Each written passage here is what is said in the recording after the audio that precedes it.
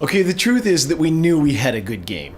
Like, we were really excited about it because we showed people in-house a bunch of times. Like, we showed, like, little secret groups. Like, we previewed to different groups and stuff. And we got really enthusiastic responses. But no, we had no idea how big it would catch on and stuff like that after we hoped for it, but we didn't expect it. Yeah, and it was fantastic. You can never know things like that, right? Yeah. I mean, even Hollywood, when they make movies, they don't know if it's going to be $100 million or $20 million. Like, it's really hard to gauge the reaction until you start to see how it's going, and we couldn't be more happy with how it went. We believed, because we're all industry vets. I've been making games for 25 years, and I'm not like the only guy that's been making games that long on the team. Lots and lots of really experienced people. So we knew we had good ideas, but it's all like roll the dice and see what people feel like. But yeah, so we're really, really happy with the reaction so far. Right now we're running it what we call dog years.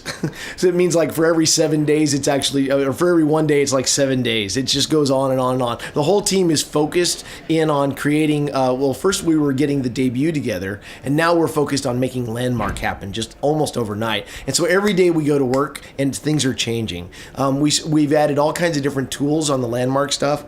We've accelerated the technology so that we can transmit the data a lot better than we used to. The character animations and the artwork and stuff like that is progressing. Every day is fun to go to work. Yeah, we had to change things for Gamescom. I mean, the presentation that we're giving here is not the same presentation at SOE Live. We have new videos from Landmark. We have new announcements of classes, things like that. And we're still holding stuff back, too. We have lots of stuff to reveal. We have what I consider to be a world-famous composer working with us. He's a friend of mine. I've worked with him on several projects. His name is Jeremy Soule. He's absolutely world-class. He's absolutely fantastic. We all call him the John Williams of the game industry. And he actually does movie soundtracks and all kinds of stuff. He has a wonderful, high-tech Hollywood sound facility. It's really fun to go up there. He hangs out with all the big names and everything like that. But he's a really fantastic guy. He's one of those guys that thinks in terms of music like we all think in terms of words. He just sees music in his head. You can sit down and talk to him about like a theme or something like that, and he'll actually just start playing original compositions right there in front of you, just on the fly.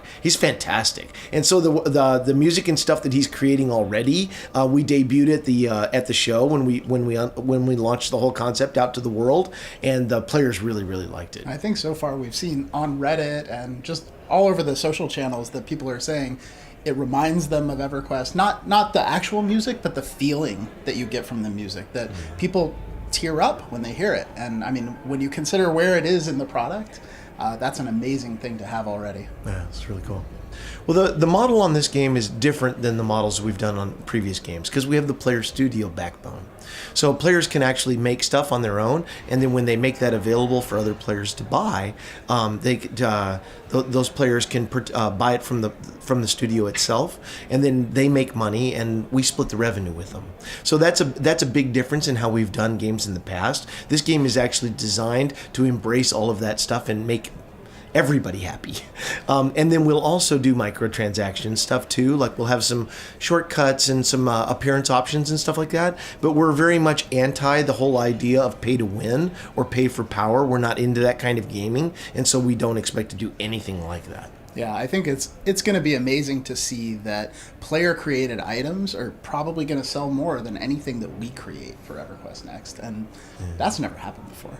Yeah, the whole thing about building the world with the players is I think everybody's going to be happy. It is absolutely the most important thing, I think. And when I joined the team and Dave and I sat down and started having these conversations for the first time, that was really what we talked about. This idea, we're not joking. We say we want to build this game together. We have things like the Roundtable program. We have Landmark, Player Studio. Everything about this game is about how we can build this game together and how we can work more closely with the community. We have a very large dev team, and like I mentioned before, they're extremely experienced, very, very talented group of people. And we can build this game on our own. In fact, that's what we're planning. But if the players work with us, if they want to participate in, and they have a lot more time than we do, and there's thousands and thousands and thousands of them that could dedicate their lives to helping make this new world something really special. If they work with us, if this really catches on, Come on. I mean, that's going to be something you've never seen before.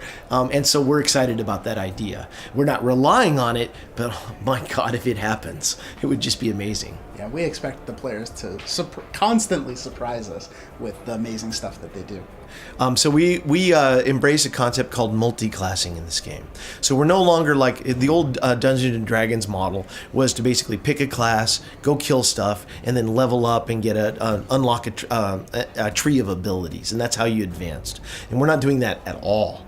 So what we're doing instead is we're giving the players a new gaming experience where they can go out and collect all kinds of different classes. You start out with just one, but then when you adventure through the world, there's more than 40 other classes out there in the world for you to experience. And when you get them, you can you not only collect a lot of classes to switch between, but you can actually mix and match between the abilities and actually make a class that is your own, something that's unique and fits exactly your game style. Yeah, I mean, we really wanted to reevaluate basically everything when we approach this game, and so I think that the class system is one of the most obvious places where you see that, and the amount of combination and diversity that's there is just incredible.